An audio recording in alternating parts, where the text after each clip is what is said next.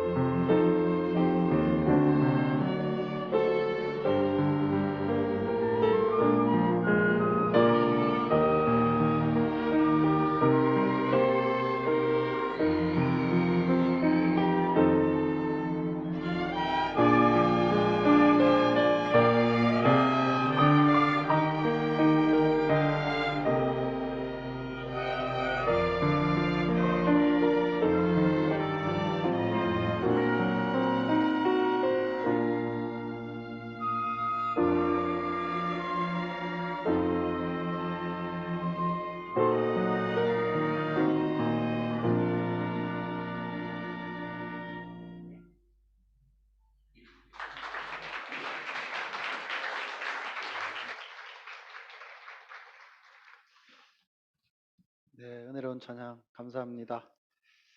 자, 이제 주일학교 학생들은 이동해 주시기 바랍니다.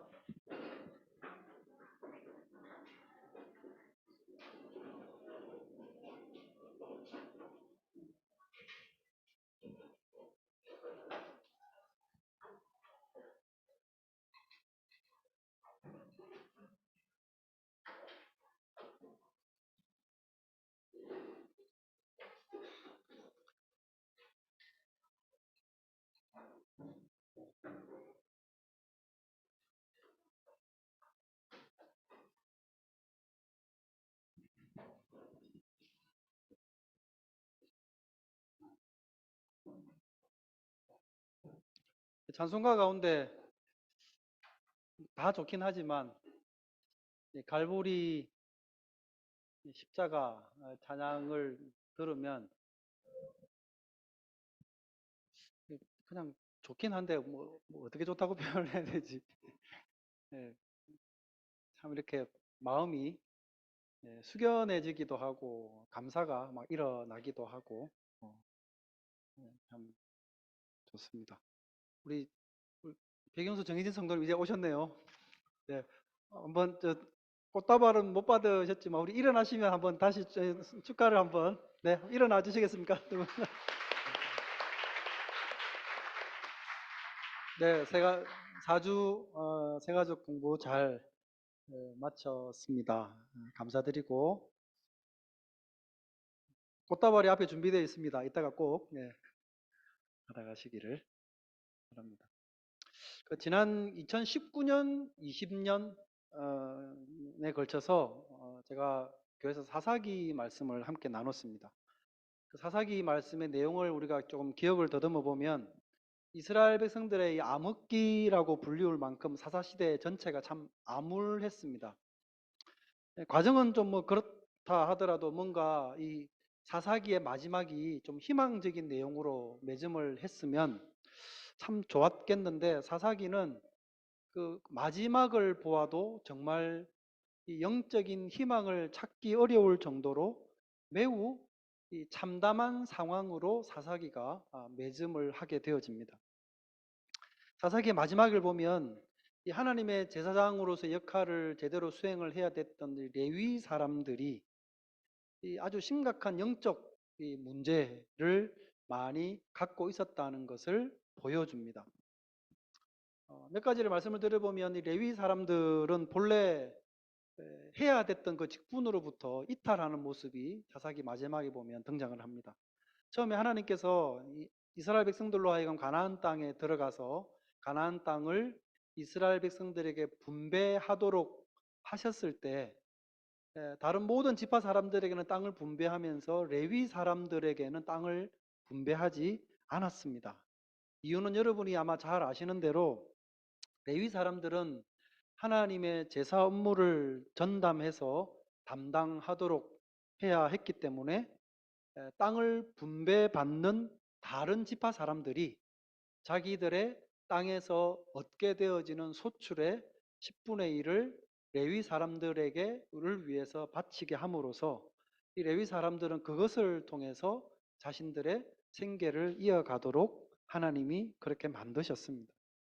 그런데 사사시대의 이 백성들은 이러한 제대로 된 역할들을 하지 못했죠. 자기의 원래의 해야 됐던 의무들을 하지 못하게 됨으로써 당연히 레위 사람들이 경제적인 어려움을 겪게 되었습니다. 이제 그러던 중에 이 레위 사람들 가운데 원래의 자리를 이탈해 가지고 이곳저곳을 떠돌아다니던 사람들이 생기게 되었습니다. 게다가 어떤 돈 많은 다른 지파 사람들은 그렇게 다니는 레위 지파 사람들을 섭외를 해서 자기 가정만을 위한 전담 제사장으로 섬겨줄 수 있느냐는 제안을 하게 되었던 거죠. 그리고 레위 사람들 역시도 자기들을 먹고 살게만 해주면 어디서든 그 역할을 할 수 있겠다 생각을 하고는 그냥 어느 한 가정을 위한 제사장이 되는 일을 마다하지 않는 일이 발생을 하게 되었던 것입니다. 그러니까 하나님을 바르게 섬겨야 되는 백성들 가운데 지파가 제 역할을 하지 못하고 그것이 레위인들에게 영향을 미치게 되고 레위인들이 이탈하게 되고 또다시 이상한 일들이 연쇄적으로 일어나게 되는 일이 발생을 한 것입니다. 또한 레위인들은 어떤 이유로 인해서 지파들이 이 베냐민이라고 하는 지파를 상대로 해서 전쟁을 일으키는 일이 발생을 하게 되었습니다. 이 전쟁의 중심에 레위 사람들이 있었고요. 그리고 이 전쟁에 가담하는 이 군사 행동에 가담하는 일도 발생을 하게 됩니다. 이것 역시도 하나님이 레위 사람들에게 금하셨던 일이었거든요. 이 전쟁을 그러니까 나머지 모든 지파 사람들과 베냐민 지파가 전쟁을 하니 당연히 베냐민 지파 사람들이 큰 피해를 보겠죠.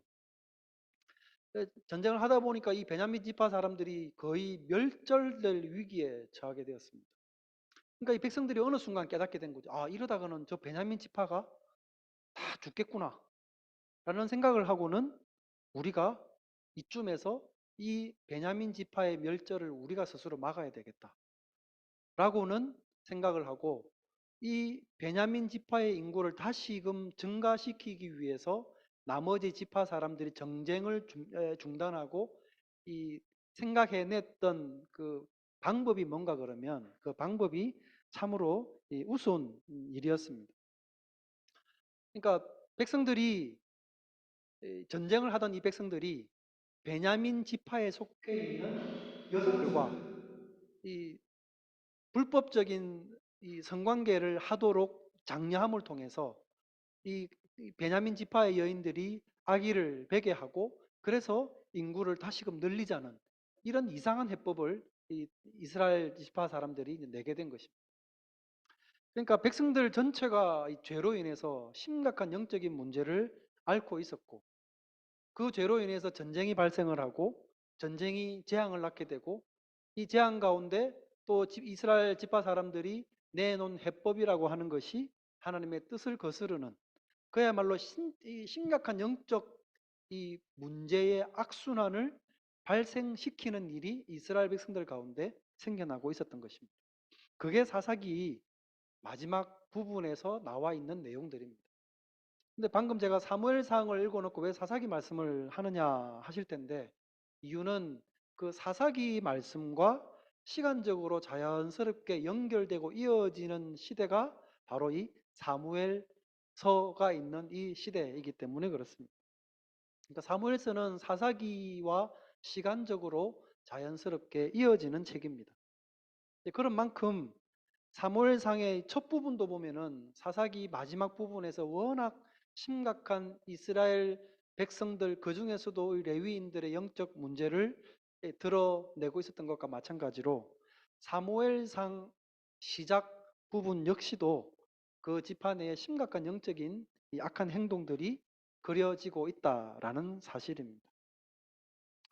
차차 이제 사무엘상 1장부터 이제 보시겠지만 영적으로 둔감한 이 제사장 엘리라고 하는 사람이 등장을 하고요.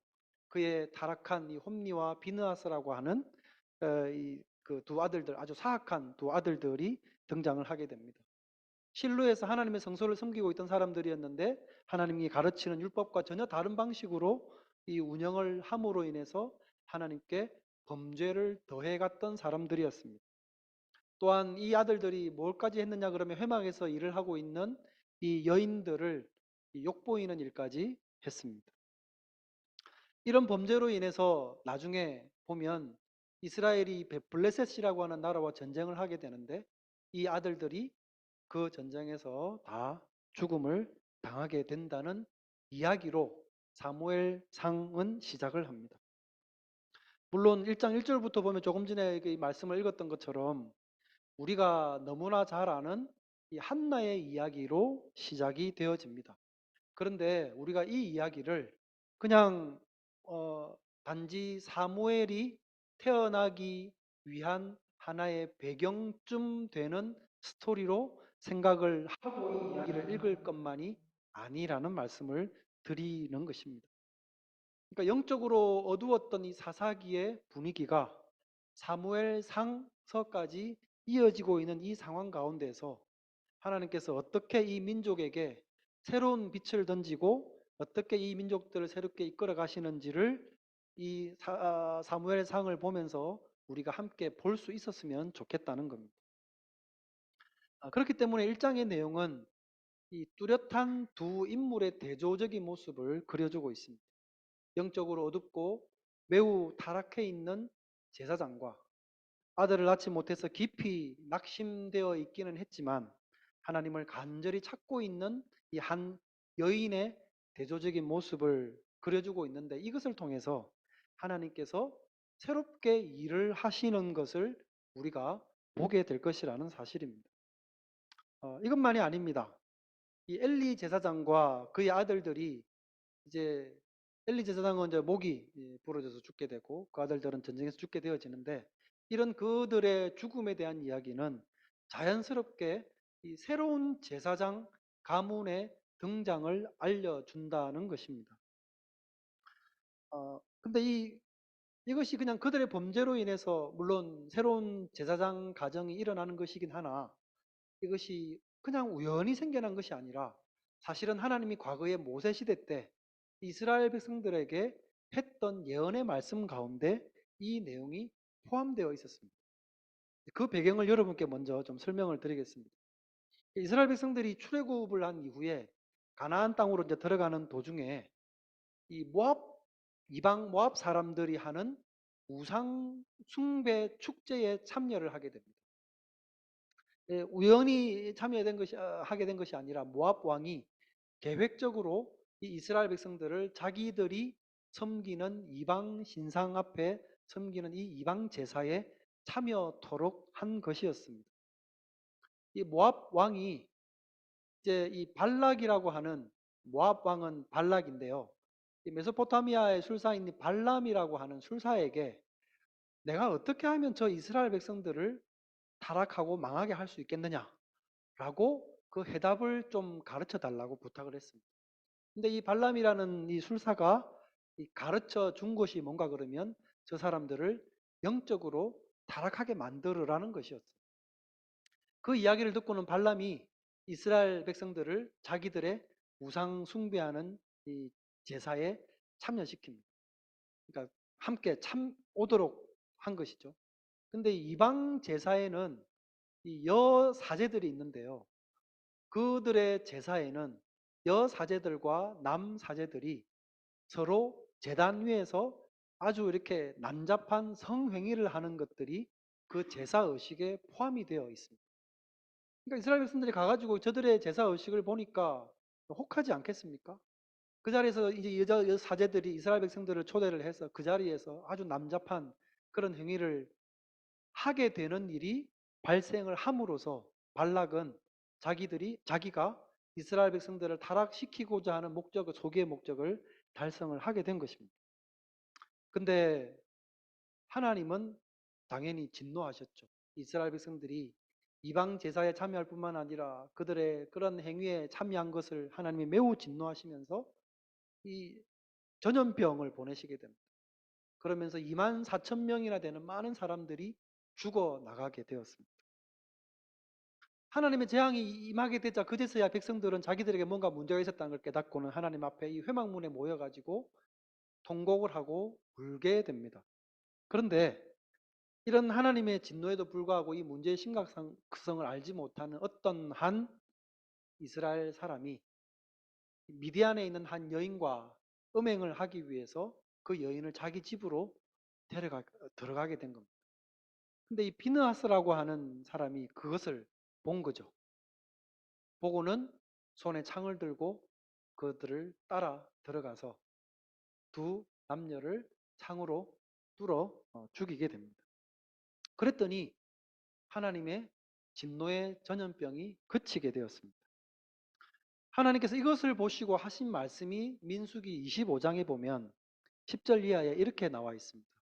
여호와께서 모세에게 말씀하여 이르시되 제사장 아론의 손자 엘르아살의 아들 비느하스가 내 질투심으로 질투하여 이스라엘 자손 중에서 내 노를 돌이켜서 내 질투심으로 그들을 소멸하지 않게 하였도다. 그러므로 말하라. 내가 그에게 내 평화의 언약을 주리니 그와 그의 후손에게 영원한 제사장 직분의 언약이라. 그가 그의 하나님을 위하여 질투하여 이스라엘 자손을 속죄하였음이니라고 하나님이 말씀을 하셨습니다.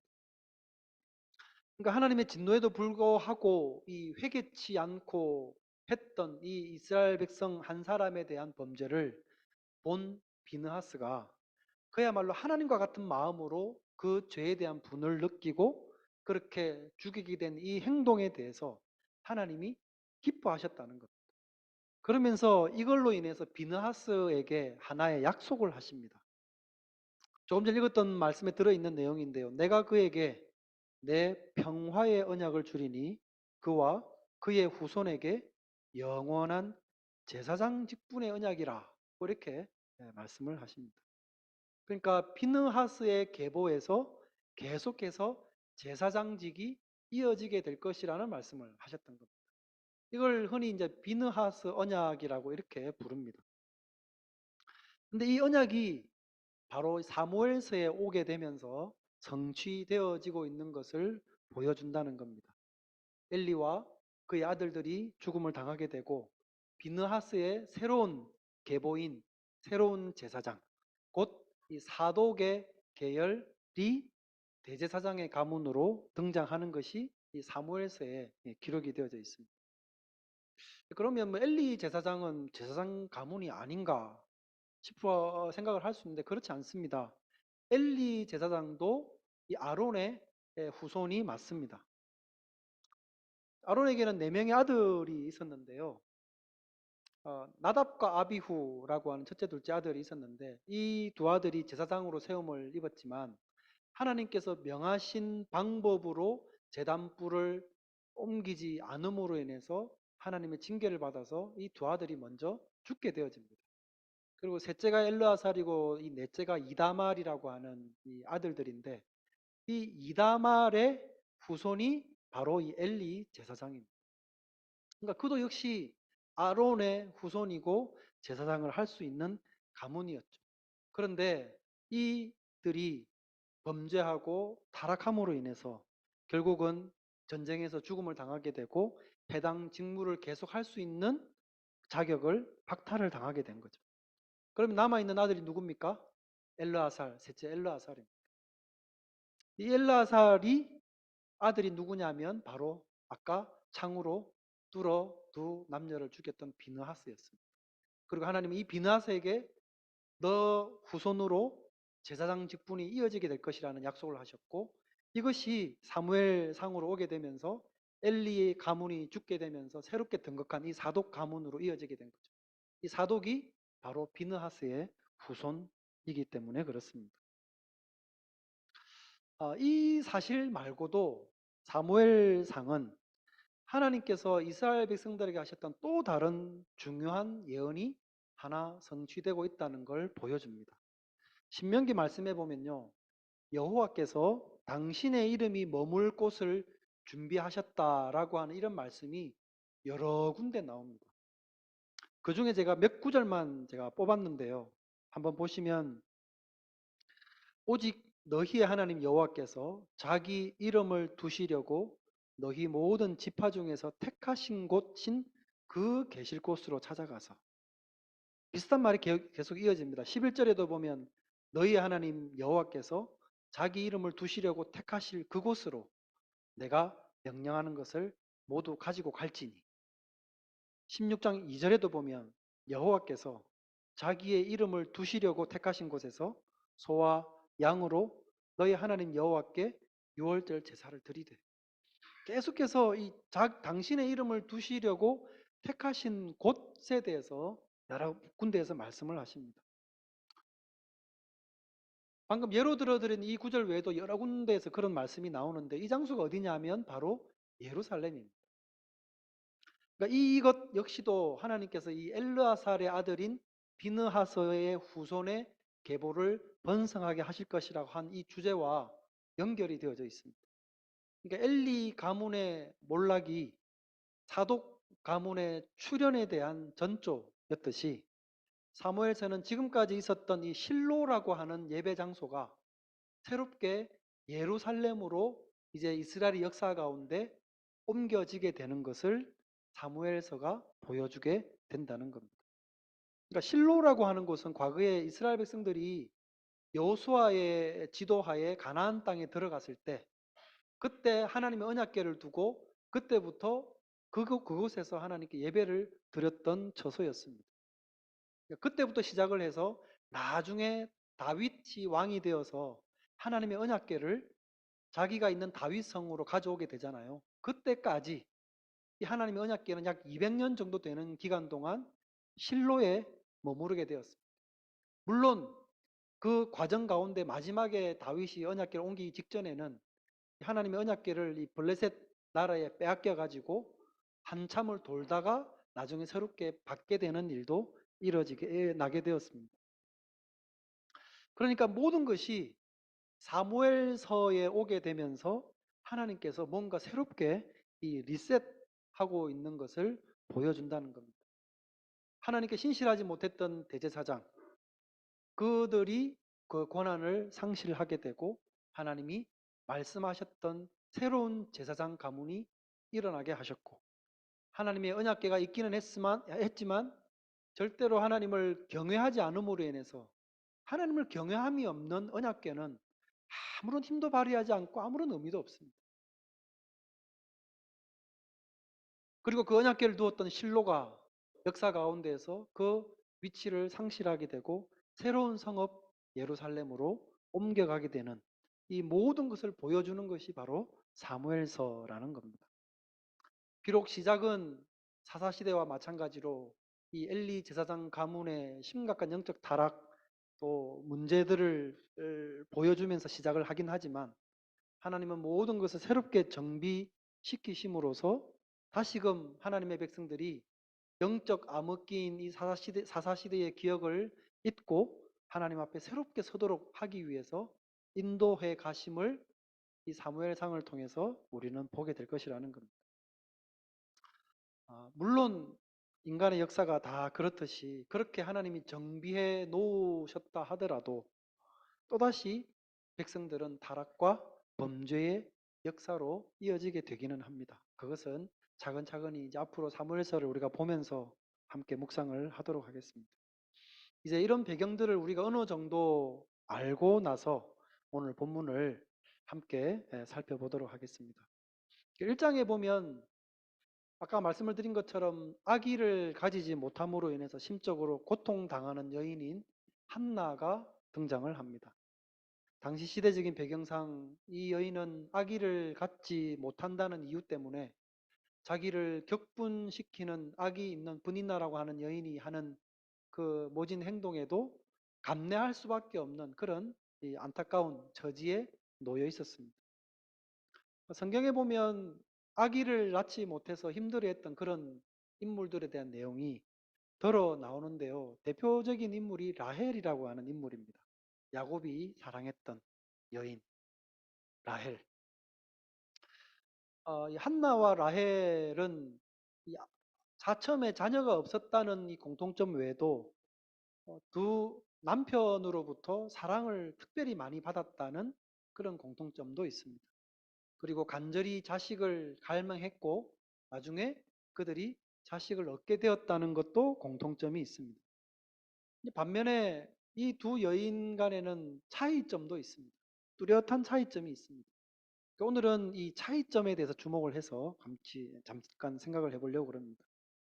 우선 그 라헬이라고 하는 여인을 먼저 생각을 해보면 라헬은 자식을 갖고 있지 못했을 때 한나처럼 하나님께 나가서 기도하는 여인은 아니었습니다. 창세기 30장 1절에 보면 라헬이 자기가 야곱에게서 아들을 낳지 못함을 보고 그의 언니를 시기하여 야곱에게 이르되 내게 자식을 낳게 하라. 그렇지 아니하면 내가 죽겠노라. 고 했답니다. 그러니까 아기가 생기지 않는 원인이 자기한테 있을 수도 있는데 당신이 부실해서 그렇다고 막 이제 타박을 주는 거예요. 그러니까 야곱은 라헬을 참으로 사랑했습니다. 그래서 사실은 다른 이 원래 라헬의 언니인 레아를 통해서도 또 다른 이 실바 또는 빌하를 통해서도 자식들을 낳고 있는 상황이었는데 자기 보고 부실하다 그러니 기분 나쁘지 않겠어요? 그래서 참다가 이제 라헬에게 한마디 합니다. 30장 2절에 보면 야곱이 라헬에게 성을 내어 이르되, 성이 났겠죠. 그대를 임신하지 못하게 하시는 이는 하나님이시니 내가 하나님을 대신하겠느냐? 라고 야곱이 라헬에게 참다 짜증이 나서 이제 이렇게 이야기를 한 것입니다. 감사하게도 라헬은 나중에 하나님의 은혜로 아들을 낳게 되는데, 창세기 30장 22절에 보면 이렇게 기록이 되어 있습니다. 하나님이 라헬을 생각하신지라 하나님이 그의 소원을 들으시고 그의 태를 여셨으므로. 그러니까 하나님이 라헬을 생각하시고 그녀에게 아들을 주었습니다. 이 여인도 뒤늦게 그 사실을 알고 하나님이 내 부끄러움을 씻으셨다라고 이렇게 고백을 하긴 했지만, 그러나 엄연히 그럼에도 그 과정은 한나와 너무나 달랐습니다. 한나는 어떻게 했는가? 사무엘상 오늘 읽지는 않았지만 10절과 11절을 보면 1장, 한나가 마음이 괴로워서 여호와께 기도하고 통곡하며 서원하여 이르되, 만군의 여호와여, 만일 주의 여종의 고통을 돌보시고 나를 기억하사 주의 여종을 잊지 아니하시고 주의 여종에게 아들을 주시면 내가 그의 평생에 그를 여호와께 드리고 삭도를 그 머리에 대지 아니하겠습니다 라고 이렇게 기도를 했다는 겁니다. 그러니까 아기를 낳지 못하자 남편에게 떼를 쓰는 대신에 하나님께 나와서 기도를 했습니다. 한나의 기도를 하나님이 들으시고 나중에 사무엘을 낳게 하셨죠.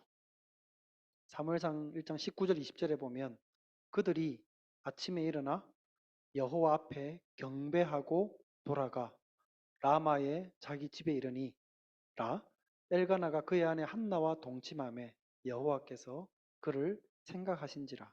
한나가 임신하고 때가 이르매 아들을 낳아 사무엘이라 이름하였으니 이는 내가 여호와께 그를 구하였다 함이더라고 기록을 합니다.